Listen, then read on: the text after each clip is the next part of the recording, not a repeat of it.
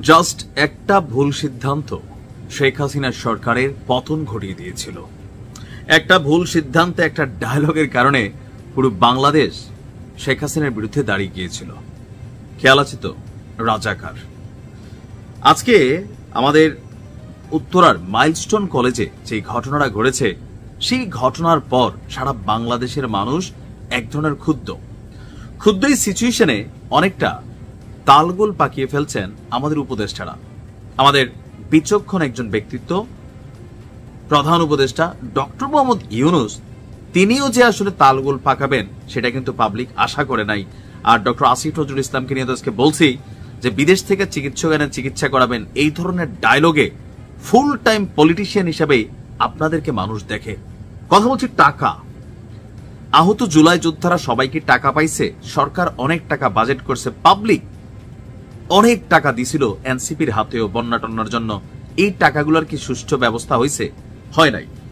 যার কারণে সাধারণ মানুষের এখন আর এদের কাছে টাকা পয়সা দেওয়া নিয়ে আস্থা নাই।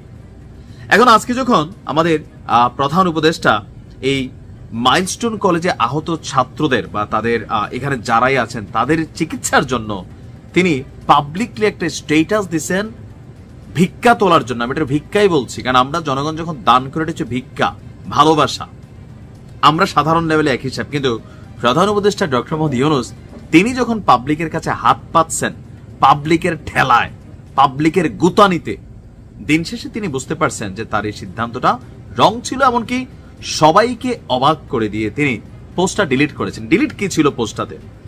তিনি আপনার এই পর্যন্ত যখন সারা বাংলাদেশে শোক চলছে সেখানে তিনি একটা পোস্ট করেছেন, তাতে সোনালী ব্যাংকের একটা অ্যাকাউন্ট নম্বর দিয়ে লেখা হয়েছে, মাইলস্টোন স্কুল অ্যান্ড কলেজে প্রশিক্ষণ বিমান বিধ্বস্ত হয়ে ক্ষতিগ্রস্তদের জন্য যারা অর্থ সাহায্য করতে চান তারা উপরোক্ত ত্রাণ এবং কল্যাণ তহবিলে আপনার উল্লেখিত টাকাটা জমা দিতে পারেন। প্রশ্ন হচ্ছে, ডক্টর মোহাম্মদ ইউনূসের যে প্রতিষ্ঠান গ্রামীণ ব্যাংক, তার যে কর মাফের বিষয়, যে এখান থেকে নানান ধরনের মানবিক কর্মকাণ্ড করা হয়, উইথ ডিউ রেসপেক্ট, বাংলাদেশের মানুষ খুব কমই শুনছে গ্রামীণ ব্যাংক বাংলাদেশের কোন দুর্যোগে কোন ভূমিকা রাখছে। ডক্টর মোহাম্মদ ইউনূস তিনি রাষ্ট্র ক্ষমতা গ্রহণ করার পর প্রথম ধাপে 666 কোটি টাকা রাজস্ব ক্ষমা পেয়েছেন। এই টাকাটা তিনি রাষ্ট্রকে পে করতে বাধ্য ছিলেন, কিন্তু ক্ষমতায় আসার পরে সেটা মাফ হয়ে গেছে। গ্রামীণ ব্যাংকের অনেক সুযোগ সুবিধা তৈরি হয়েছে।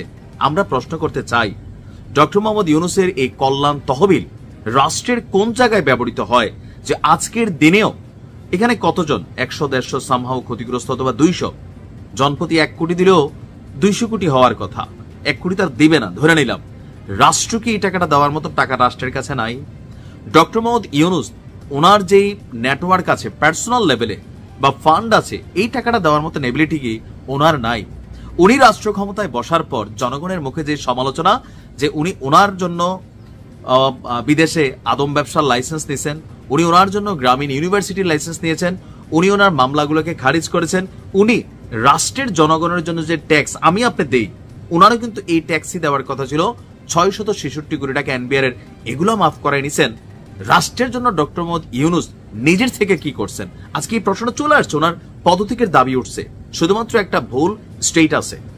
যখন এটা নিয়ে সমালোচনা শুরু হয়েছে তিনি তখন স্ট্যাটাসটাকে ডিলিট করে দিয়েছেন। কিন্তু ডিলিট করলেই কি আর ডিলিট হয়? ফেসবুকে আপনি একটা পোস্ট দিচ্ছেন, মুহূর্তের মধ্যে ভাইরাল, সমালোচনায় পড়ছেন, তার মানে আপনার সিদ্ধান্তে হোক যার সিদ্ধান্তে হোক আপনি যে পোস্টটা দিচ্ছেন এটা আপনার ভুল হয়েছে। এই মুহূর্তে ম্যাক্সিমাম উপদেষ্টারা আবল তাবল বক্তব্য দিচ্ছেন, পুলিশকে ছাত্রদের বিপরীতে দাঁড় করাই দিচ্ছেন, আবারও ঠিক আগের সরকারের মতন। শিক্ষা নাই যে পুলিশকে অপব্যবহার করতে গিয়া পুলিশের উপরই কি পরিমাণ টর্চার তখন এই আমজনতারাই করছে। আজকে যখন আমরা দেখি সচিবালয় ছাত্ররা ঘেরাও করতে যাচ্ছে, বিভিন্ন জায়গায় দাবি দাওয়া তুলছে, পুলিশকে প্রটেস্ট করতে 40 জন না 80 জন ছাত্র আহত, পুলিশের দোষ নাই, পুলিশ জাস্ট অর্ডার ফলো করে। তো সেই জায়গাতে আপনি কি বলবেন?